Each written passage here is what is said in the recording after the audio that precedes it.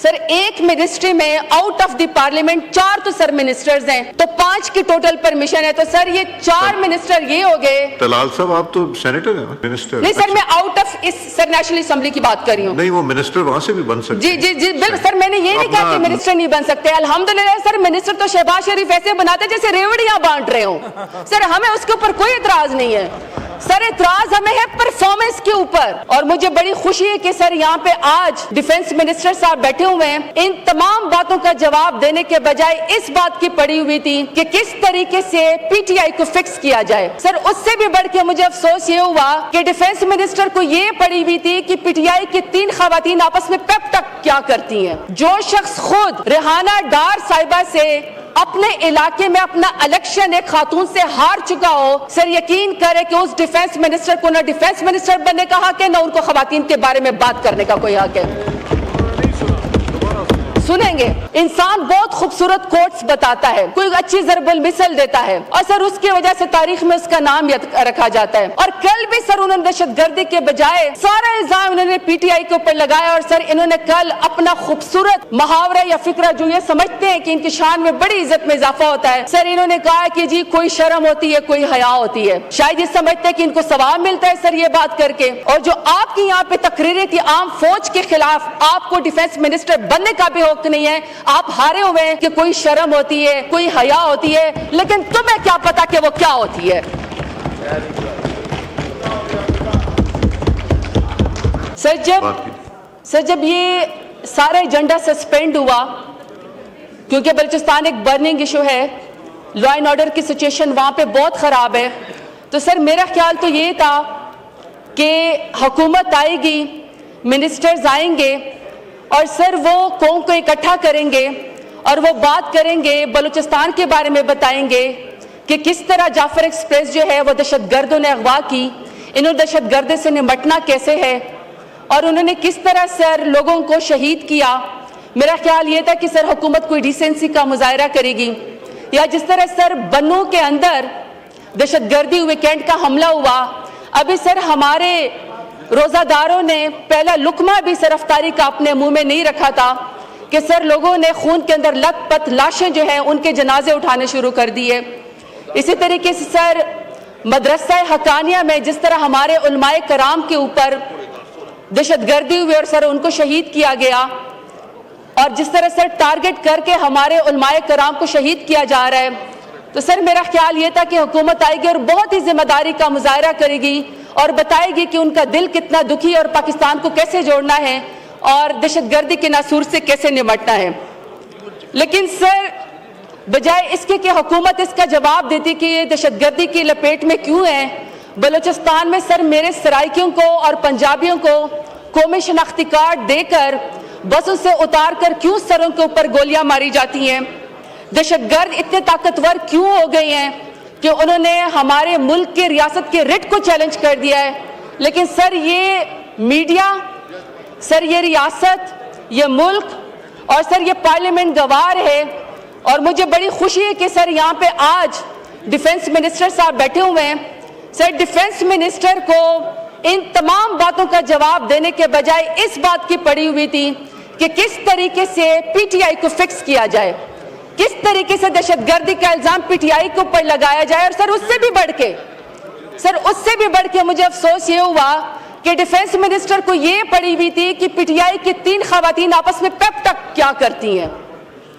और सर जो शख्स खुद रेहाना डार साहिबा से अपने इलाके में अपना इलेक्शन एक खातून से हार चुका हो, सर यकीन करे कि उस डिफेंस मिनिस्टर को ना डिफेंस मिनिस्टर बनने का हक है, ना उनको खवातीन के बारे में बात करने का कोई हक है।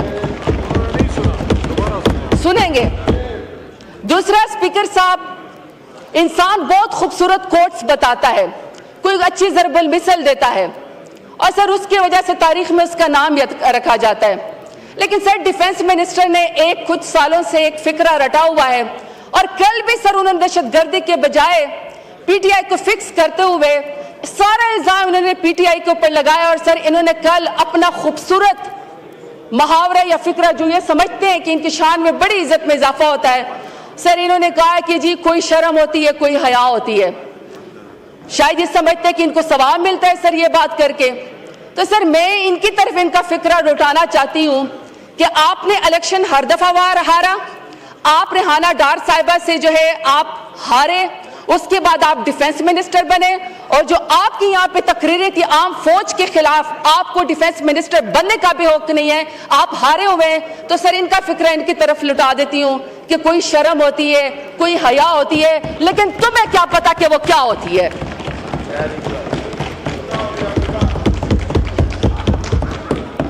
अब सर मैं ये स्पीच मेरे हाथ में, सर इसमें कुछ चीजें बयान की गई हैं। सर पहला है जी economic stability. Sir economic stability का मैं आपको बता दूं, सर अगर ये आपकी स्क्रीन दिखा सकें, जहां पे जीडीपी की ग्रोथ और जहां पे इकोनॉमिक स्टेबिलिटी की बात बताई गई है, सर उसको व्हाइट फ्लूट से जो है वो खत्म कर दिया गया। सदर साहब को भी पता था कि ये झूठे फिगर्स हुकूमत ने दिए हुए, ये झूठ है। सर सारा का सारा उसको फ्लूट लगा के सर उसको खत्म किया गया।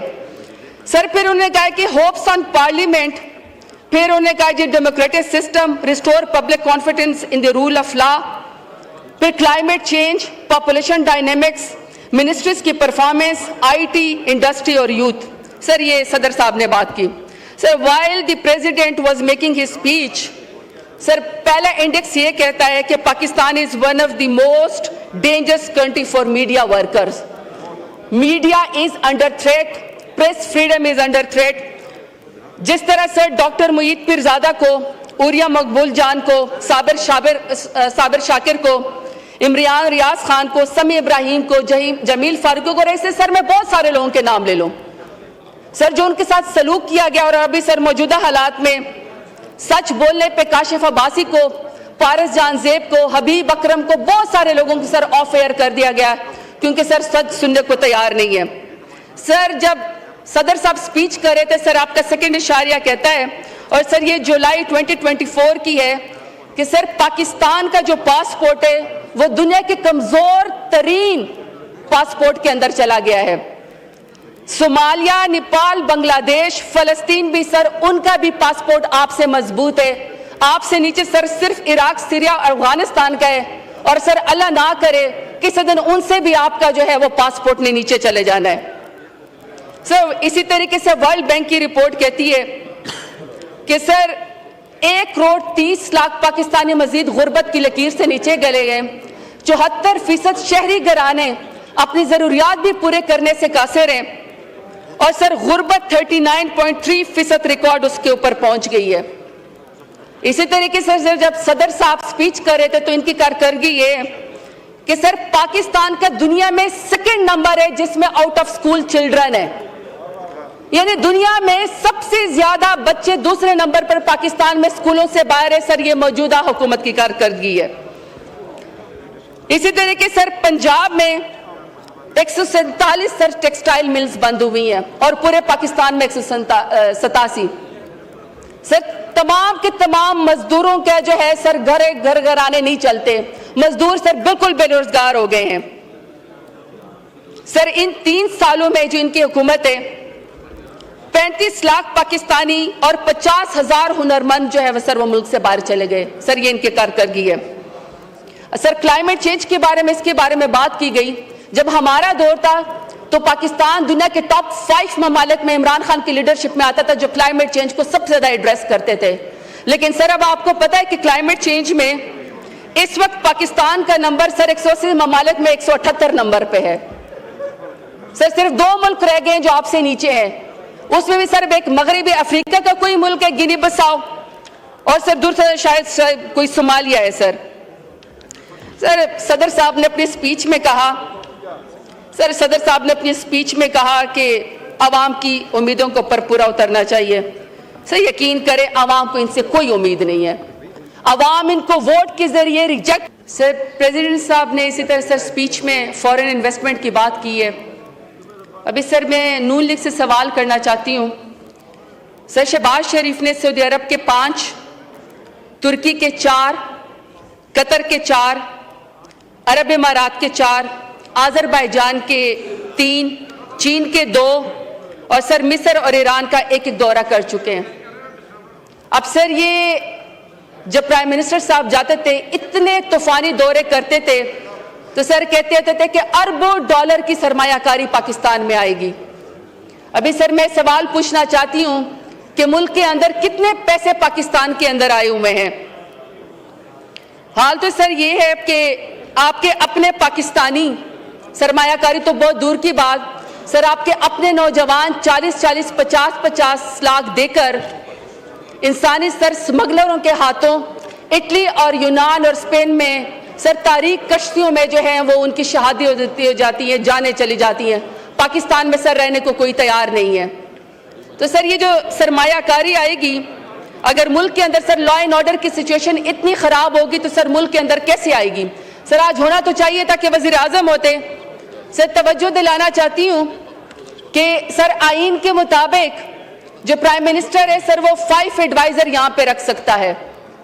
तो सर ये 5 एडवाइजर में सर एक इंटीरियर मिनिस्ट्री में सर मोहसिन नकवी साहब हैं, अभी सर वो हमारे एक लोटा है गद्दार परवेज खटक साहब है, सर ये तलाल चौधरी साहब यहाँ पे बैठे हुए हैं, और सर चौधरी निसार जट से हारी व राना सनाउल्ला साहब हैं। सर एक मिनिस्ट्री में आउट ऑफ द पार्लियामेंट 4 तो सर मिनिस्टर्स हैं, तो 5 की टोटल परमिशन है। तो सर ये 4 मिनिस्टर ये हो गए। तलाल साहब आप तो सेनेटर हैं ना, मिनिस्टर? नहीं सर मैं आउट ऑफ इस सर नेशनल असेंबली की बात कर रही हूँ। नहीं वो मिनिस्टर वहां से भी बन सकते। जी जी जी बिल्कुल सर, मैंने ये नहीं कहा कि मिनिस्टर, लॉ मिनिस्टर साहब भी मैं देता हूँ आपको, इसके बाद आपकी तकरीर है। जी सर मैंने ये नहीं कहा कि मिनिस्टर नहीं बन सकते। अल्हम्दुलिल्लाह सर मिनिस्टर तो शहबाज शरीफ ऐसे बनाते जैसे रेवड़ियां बांट रहे हो। सर हमें उसके ऊपर कोई इतराज नहीं है। सर इतराज हमें है परफॉर्मेंस के ऊपर। मैं परफॉर्मेंस के ऊपर बात करना चाहती हूँ कि सर यूएई ने सर गुज़श्ता 16 को सर डिपोर्ट किया है। सर 50,000 से ज्यादा पाकिस्तानियों की वीजा दरख्वास्तें मुस्तरद हुई हैं। मैं सर सिर्फ ये कहना चाहती हूँ कि इनकी परफॉर्मेंस तो सर 0/0 है, 0/0 है। अब सर जितने वजीर ये मुशीर ये मुकर्रर करेंगे सर आगे जवाब तो कोई भी नहीं आता है। कोई सर दहशतगर्दी के बारे में जवाब देने को तैयार नहीं है। और मैं सबसे ज्यादा दहशतगर्दी पे खुद इसलिए बात करती हूँ कि सर मेरा अपना 21 साल का जवान भाई बम ब्लास्ट के अंदर शहीद हुआ है। सर ये जब भी बात करते हैं मुंह खोल के मुंह उठा के सर पीटीआई के ऊपर इल्जाम लगा देते हैं। अपनी परफॉर्मेंस के बारे में इनका क्या ख्याल है, अपने बारे में इनका क्या ख्याल है। मुझे तो सर खुदा ना खास्ता ऐसे लगता है कि 9 मई का वाकया जो गुजर गया, 9 मई के इनके दिल को पाकिस्तान तहरीक इंसाफ को फिक्स करके दिल की वो जो आग है वो पूरी नहीं हुई। तो खुदा ना खास्ता सर ये तो जाफर एक्सप्रेस पे खुश है कि किसी तरीके से दहशतगर्दी और उसका इल्जाम पीटीआई पर इमरान खान पे लगाया जाए। हर दफा सर शिकस्त का बाप ढूंढने के लिए इनको पीटीआई नजर आती है, हर दफा शिकस्त का बाप ढूंढने के लिए सर इनको इमरान खान याद आता है। अपनी परफॉर्मेंस की मैं सर इनसे पूछना चाहती हूँ कि आपकी परफॉर्मेंस किधर है। इसलिए सर मैंने वज़रात के बारे में सवाल किया है। सर ये इसके अंदर सर एग्रीकल्चर की बड़ी बात की है। सर इनकी अपने वजारत खजाना की रिपोर्ट है कि सर गंदम की पैदावार 11% से कम होकर 28 मिलियन मेट्रिक टन से नीचे आ गई है। और सब इनको पाकिस्तान से बाहर $1 अरब की सर इनको गंदम मंगवानी पड़ेगी। अपना किसान की सर ये उसके खिलाफ है, अपने किसान के ये दुश्मन है। अपना किसान तबाह बर्बाद है, उसे गंदम नहीं खरीदते हैं, गंदम के पैदावार में कमी हो गई। और सर दूसरे मुल्कों को $1 अरब की सर वहां से इंपोर्ट करना चाहते हैं क्योंकि इनके अपने उसके अंदर खांचे, क्योंकि सर उसके अंदर उनके अपने कमीशन है। इसलिए सर मैंने इनकी परफॉर्मेंस पे सवाल किया। अगला सर प्रेसिडेंट साहब ने सर बड़ा ये 7 नंबर पेज पे CPEC के बारे में बात की है। अच्छी बात है सर, चाइना से तो हमारे बहुत जबरदस्त ताल्लुकात और होने भी चाहिए और सर हम कदर करते हैं क्योंकि चाइना सर ने सर हमेशा पाकिस्तान का साथ दिया है। लेकिन सर सदर साहब को भी तो ये सोचना चाहिए कि करप्शन का ये हाल है इनके सूबे में कि सर सिंध नैब को चाइना की एक कंपनी ने खत लिख के दिया बाकायदा कि सर सिंध में उनका सर कोई जो है वो सरकारी अफसर कहता है कि अगर आपने CPEC में ठेका लेना है आपकी कंपनी में, चाइना की किसी कंपनी है, तो सर उसमें बुर्ज खलीफा में रिश्वत में एक सर फ्लैट दे दें। अब सर चाइना की कंपनी में CPEC में इन्वेस्टमेंट करते हुए अगर सर सरकारी अफसरान रिश्वत के तौर पर बुर्ज खलीफा के अंदर सर फ्लैट मांगेंगे तो सर मुझे बताएं CPEC की क्या पोजीशन होगी। तो सर इस बात के ऊपर भी हमें जरूर सोचना चाहिए। सर दूसरा, सदर साहब जो हैं सर इकाइयों की तमाम फेडरेशन को सर रिप्रेजेंट करते हैं। सर सदर साहब ने बड़ी सर अपनी स्पीच में बातें की है लेकिन सर मुझे अफसोस ये है कि जो तमाम सूबों की तमाम फेडरेशन के अलावा सदर साहब होते हैं, सर जब पाकिस्तान में चादर और चार दीवारी को पामाल किया जा रहा था तो सदर सर बिल्कुल सुमन बुकमन थे। सर जब शर्मनाक इद्दत जैसा केस बुशरा बीबी जैसे हयादार खातून पे जो अभी तक जेल में बेगुनाह है, सर उनके ऊपर जब इद्दत जैसा घटिया केस बनाया जा रहा था सर सदर साहब बिल्कुल सुमन बुकमन थे। सर जब तारीख की बदतरीन धांधली हुई, 8 फरवरी का जब इलेक्शन चोरी हुआ जो ऑन रिकॉर्ड है कि इमरान खान ने जीता, सर उसके ऊपर सदर साहब बिल्कुल सुमन बुकमन थे। फिर सर लोगों की माओ बहनों बेटियों को जब अगवा किया गया 26 आईनी तरमीम की खातिर, रात के 4 बजे सर जब 26 आईनी तरमीम पास की गई तो सदर साहब न सिर्फ सुमन बुकमन बल्कि सर वो उनकी पूरी पार्टी सर 26 आईनी तरमीम के अंदर सर खुद साथ शामिल थी। सर 26 नवंबर को डी चौक में पाकिस्तान तहरीक इंसाफ के वर्कर और कारकुनान और खवातीन आए, अपने शऊर के अपने नजरिए की जंग लड़ रहे थे और डी चौक में उन्होंने पाकिस्तान का कौमी तराना पढ़ा। सर 26 नवंबर को हमारे कारकुनान के सरों के ऊपर सीधी गोलियां मारी गई, तब भी सर सदर साहब बिल्कुल सुमन बुकमन थे। इसी तरीके से सर हमारी खवातीन को सड़कों के ऊपर घसीटा गया, बालों से पकड़ के खींच के घसीटा गया, कमरों से अंदर सर बगैर दुपट्टों के बगैर जूते के खींच के जेलों में डाला गया, वाटर कैनन इस्तेमाल किए गए, तब भी सर सदर साहब बिल्कुल सुमन बुकमन। सर मेरा सिर्फ सवाल है सदर साहब से कि आपकी प्रेसिडेंसी के दरवाजे सर किसी सूबे के लिए भी खुलते हैं? आपने कितनी दफा सर बलूचिस्तान के सीएम को बुलाया, आपने कितनी दफा जीबी के सीएम को बुलाया, कश्मीर के सीएम को बुलाया, आपने कितनी दफा केपीके के सीएम को बुलाया, पंजाब को बुलाया, या आपने कितनी दफा सिंध को, या सर आपने किसी को जोड़ना भी है? सर इन्होंने अपनी स्पीच में लिखा है कि यह 8वीं दफा खिताब कर रहे हैं एज ए प्रेसिडेंट, लेकिन सर इनके दौरे हुकूमत में तो सर फेडरेशन में और सूबों में बहुत ज्यादा सर डिस्कनेक्ट है। सूबे अपने आप को आइसोलेट फील कर रहे हैं, नेग्लेक्टेड फील कर रहे हैं। तो सर सदर साहब ने कितनी दफा अपने प्रेसिडेंसी के दरवाजे सूबों के लिए खोले? सर मेरा सवाल है। और सर ऑफिशियल तकरीर के अंदर सर सदर साहब ने लिख दिया कि सिंध के जो पानी है उसका नुकसान हो रहा है और जो सिंध के लोगों के साथ ज्यादती हो रही है। मेरा तो ख्याल है सर ये सारे सीसीआई में बैठते हैं, सर ये काउंसिल ऑफ इंटरेस्ट के अंदर सर ये सारे इनके अपने सीएम भी बैठते हैं। अब सर अपने सूबे के लिए वोट लेने के लिए, हमदर्दी लेने के लिए कहा कि जी सिंध के पानी के साथ जी या उनके साथ नुकसान हो रहा है। कोई बात नहीं है सर, ये सियासत करें, मगर सर हम ऑन रिकॉर्ड कहते हैं कि अगर सिंध के लोगों के साथ पानी के अंदर नाइंसाफी हो रही है, सिंध के लोगों को प्यासा रखा जा रहा है, उनके ज़रूरी जमीनों को बंजर किया जा रहा है, तो सर हम कहते हैं कि सिंध के लोग साथ ज्यादती ना करें, उनको अपने साथ बिठाएं, क्योंकि सर पानी का मसला बहुत गंभीर है। एक और सूबे के अंदर सर एहसास महरूमी जो है वो शामिल हो जाएगी। सर बलूचिस्तान के लिए, क्योंकि सर मेरे अपने हल्के के साथ बलोच एरिया बहुत ज्यादा है, सर जितने भी नौजवान हैं, जितने भी लीडर पैदा हो रहे हैं सर किसी भी पॉलिटिकल पार्टी के, किसी भी मूवमेंट के, सर अफसोस की बात यह कि सिस्टम या रियासत या सर यह हुकूमत, अफसोस की बात यह कि सर हर एक को दहशतगर्द समझती है, हमें भी दहशतगर्द समझती है। हम मुहिब्बे वतन लोग हैं सर, हमारा जीना मरना पाकिस्तान के अंदर है। कल सर पीपल्स पार्टी के चेयरमैन ने तकरीर की, उन्होंने कहा सर आप कैदी नंबर 804 के अलावा भी कोई बात करें। सर कैदी नंबर 804 के अलावा कैसे बात करें जिसने पाकिस्तान का सबसे बड़ा इलेक्शन सर अभी जीता हुआ है, उसकी सीटें आप खा गए और आप कहते हैं हम कैदी नंबर 804 से के बगैर बात करें। सर कैदी नंबर 804 ही वो वाहिद लीडर है जो पूरे फेडरेशन को जोड़ सकता है, तमाम सूबों को इकट्ठा लेकर चल सकता है। सर उसका वोट बैंक है, उसकी पॉपुलैरिटी है, उसकी एक्सेप्टेंस है पूरे पाकिस्तान में। सर उसके लिए यही कहूंगे अपने लीडर के लिए, दूसरे रमजान मुबारक है, बेगुनाह अपनी बेगम साहिबा के साथ जेल के अंदर काल कोठरी में बैठा हुआ है कि काज़िब माहौल में सादिक की जिंदगी किसी करबला से कम नहीं। आपने इलेक्शन भी जीता, आपके साथ नाइंसाफी भी हुई, आपके कारकुनानों को गोलियां भी सर में मारी गई, आपको जबरदस्ती मुहिब्बे वतन होने की सजा भी दी जा रही है। फिर भी सर मेरा लीडर बार बार कहता है कि ये मुल्क भी मेरा है, ये फौज भी मेरी है। बहुत शुक्रिया, पाकिस्तान जिंदाबाद। जी शुक्रिया।